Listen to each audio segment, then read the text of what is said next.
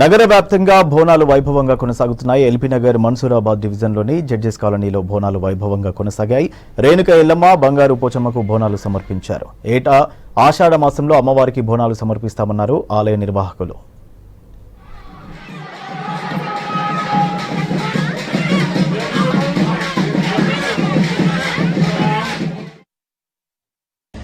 మన సంస్కృతి సాంప్రదాయాలను మనం కాపాడుకుందాం.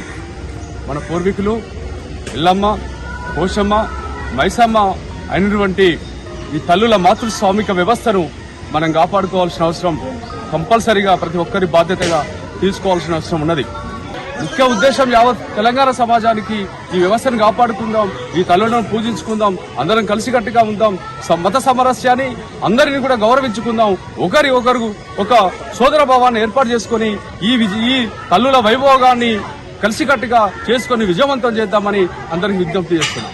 ఇక్కడ ప్రతి సంవత్సరం అత్యంత ఘనంగా జరుపుకోవడం వల్ల ఈ కాలనీ వాసులు అందరూ కూడా సుఖ సంతోషాలతో ఆయురారోగ్యాలతో తొలిదూగుతున్నారు.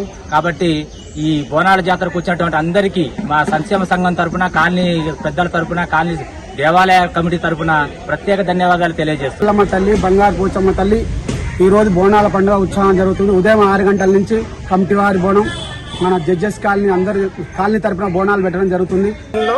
Judges colony face 1 Renuka Yellamma తల్లి బంగారు పోచమ్మ తల్లి బోనాలు రంగరంగ వైభవంగా ఉత్సాహంగా జరుపుకుంటున్నాం. కమిటీ వాసులు, కాలనీ వాసులు అందరి సందర్భంగా అందరి ఆలోచనల ప్రకారంగా ముందుకు జరుగుతున్నాం.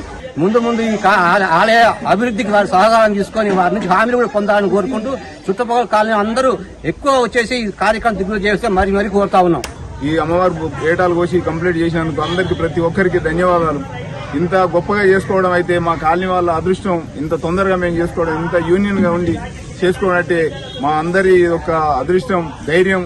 బాగా ఉత్సాహంగా పాల్గొని మంచి బాగా చేస్తున్నారు ఉత్సవాలు. అలాగే పక్కన ఉన్న కాలనీ 4 కాలనీలు ఉన్నాయి, ప్రతి ఒక్కరు రావాలని మా యొక్క మనవి. జడ్జెస్ కాలనీ ఫేస్ 1 ఈ పోచమ్మ రేణుక ఎల్లమ్మ పోచమ్మ టెంపుల్లో ఇంత ఉత్సాహంగా అంగరంగ వైభవంగా జరుపుకోవడం అందరూ సంతోషంగా ఉంది.